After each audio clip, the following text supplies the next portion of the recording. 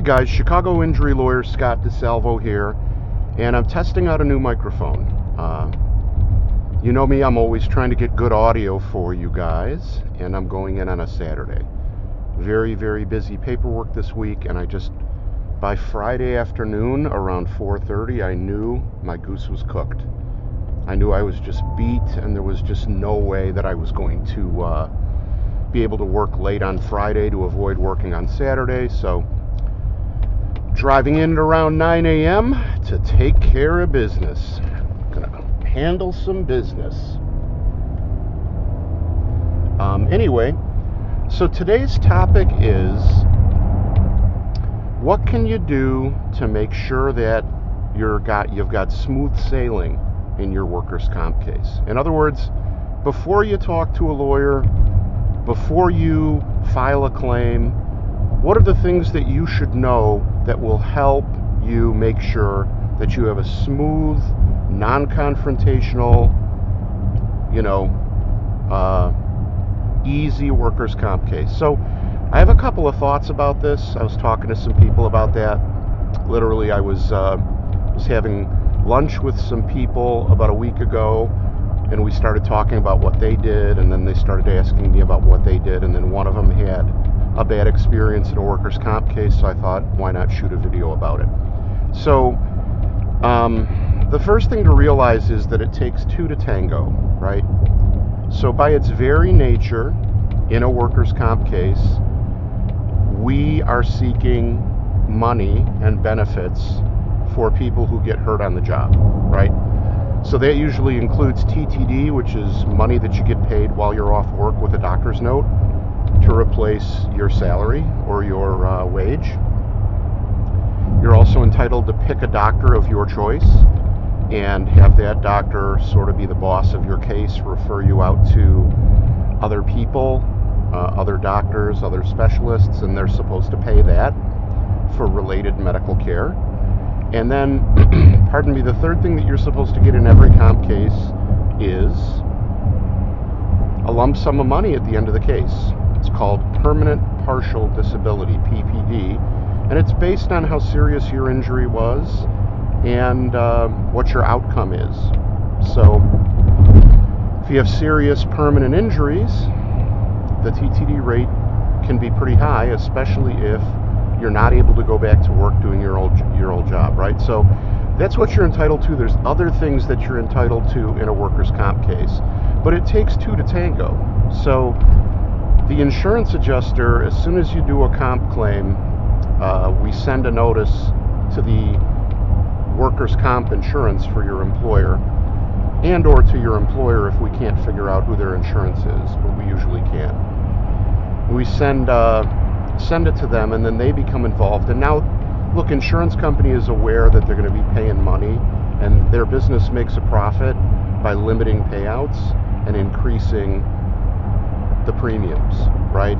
Letting the insurance company hold premium money for as long as possible and delaying payouts and reducing payouts to the extent that they can. So that's how all that works. And honestly, end of the day,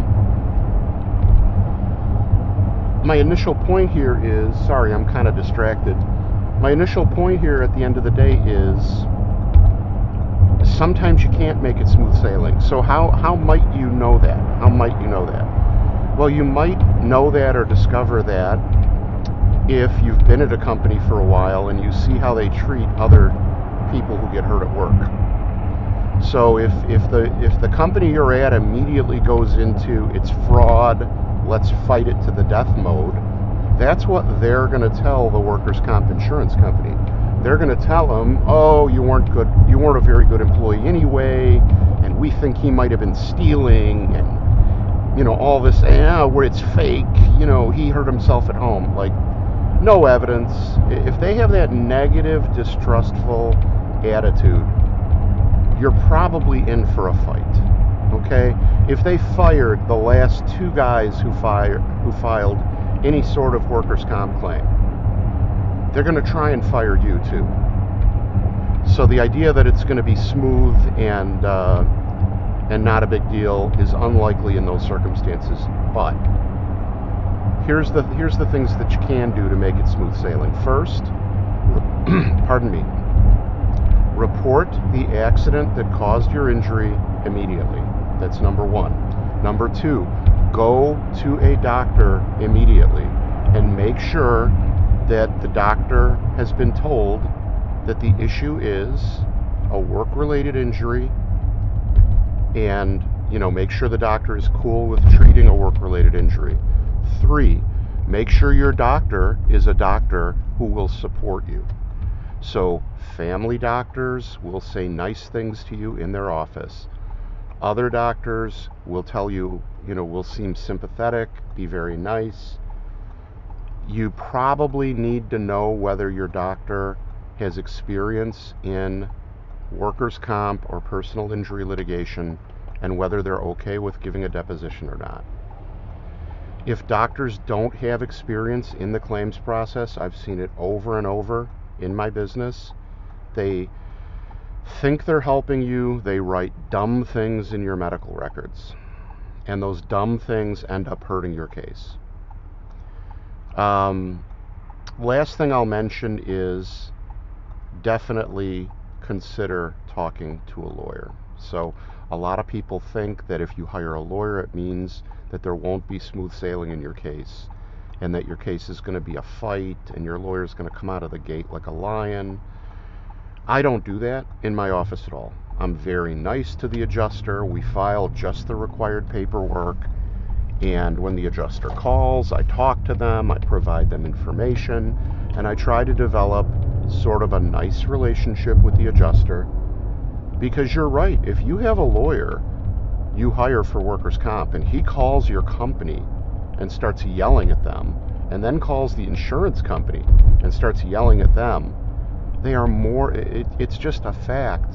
You catch more flies with honey than you do vinegar. So the idea that you're going to do that, or your lawyer's going to do that, or you're going to do that, you're going to call them and give them a piece of your mind, that's not going to work.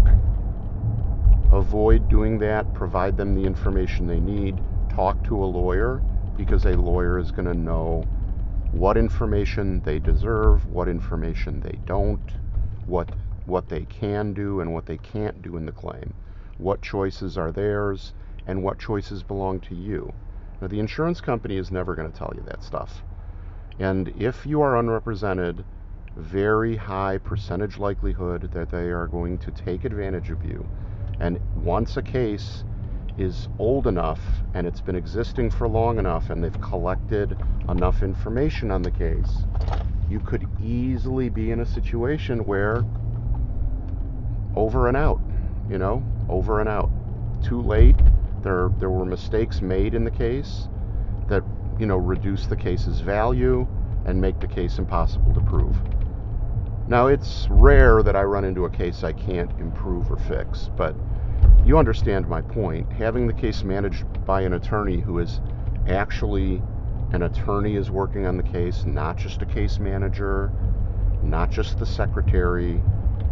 The actual attorney who's in charge of your case is actually looking at it, working at it, is aware of what's going on, returns your phone calls. Okay? So that's pretty much it about how to make your workers' comp case smooth sailing.